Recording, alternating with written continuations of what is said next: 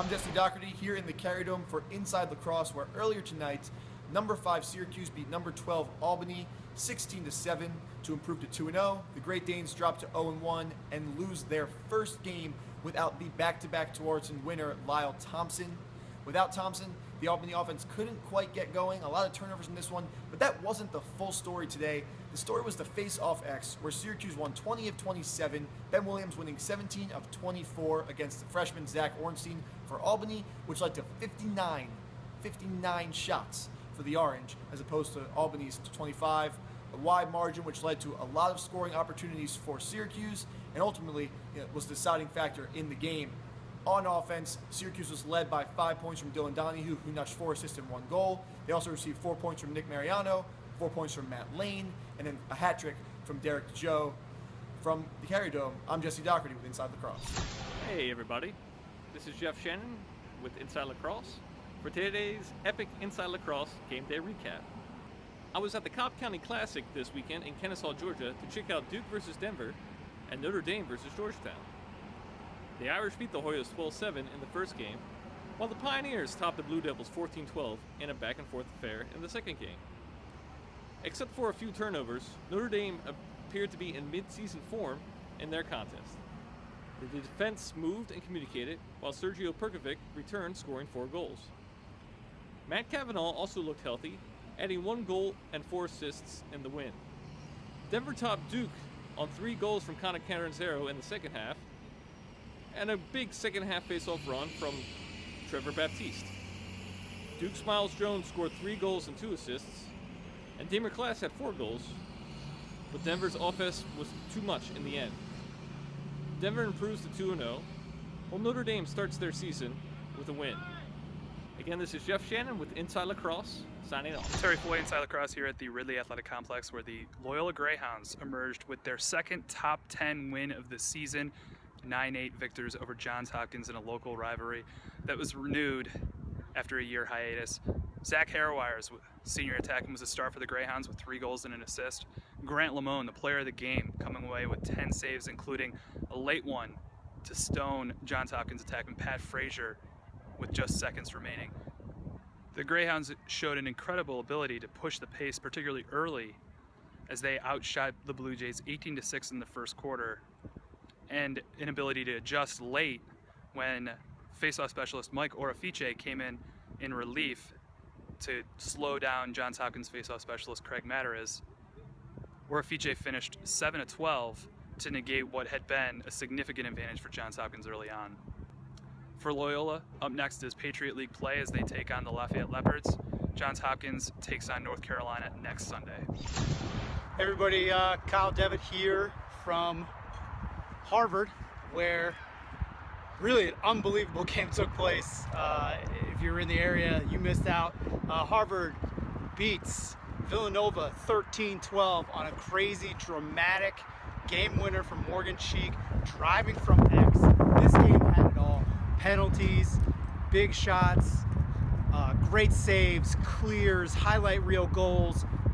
This was the game of the weekend, and if you missed out, you missed out. Actually, unbelievable effort from Villanova, who jumped out to an early lead on Harvard, stunned Harvard right out of the gate in the first quarter.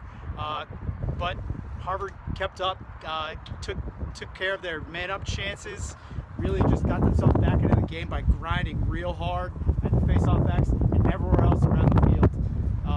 Just an unbelievable game to start the season for both teams, and looking forward to more action from the Harvard Crimson and the Villanova Wildcats. Welcome back to the Inside Lacrosse studio for the Epic IL Game Day recap show. Good weather, overtimes, and upsets. The college lacrosse season is officially back.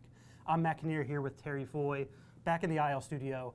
We're talking about some of the biggest upsets, biggest surprises of the weekend. One upset that I saw coming was Hofstra beating UNC 10-5. I pegged Hofstra as one of the most improved teams of this season. They returned a lot of their defense. They held UNC to only 25 shots in this game. They had some really big offensive performance. Sam Linares, 5 goals in this game. And then they have a really, really, really big key transfer from Josh Byrne.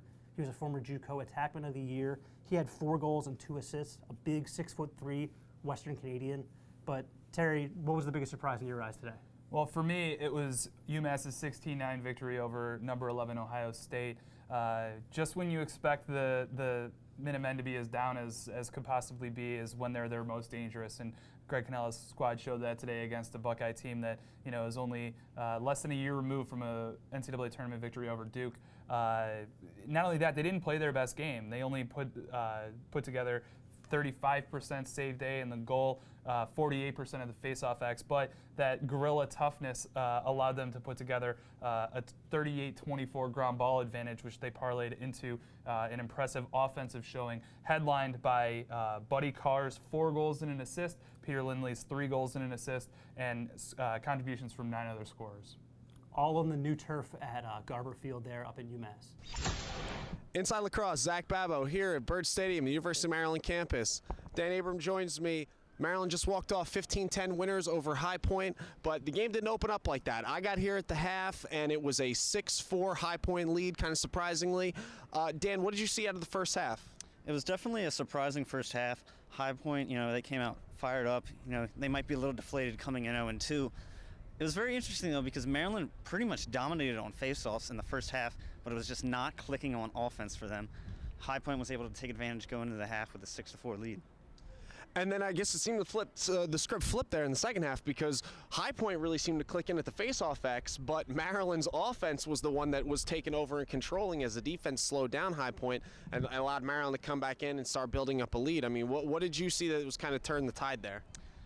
Maryland's offense, I think they just made those adjustments at halftime, and they had that big third quarter, 7 goals. I think when we look at the final stats, that's going to be the difference maker. All right, well, Maryland seems to have found some things in their offensive set that should pay dividends against a tough Yale defense next week in a rematch of what was a great first-round NCAA tournament game last year. It's a big weekend when Jeff Tamburoni returns to Ithaca, comes away with a 1-goal win.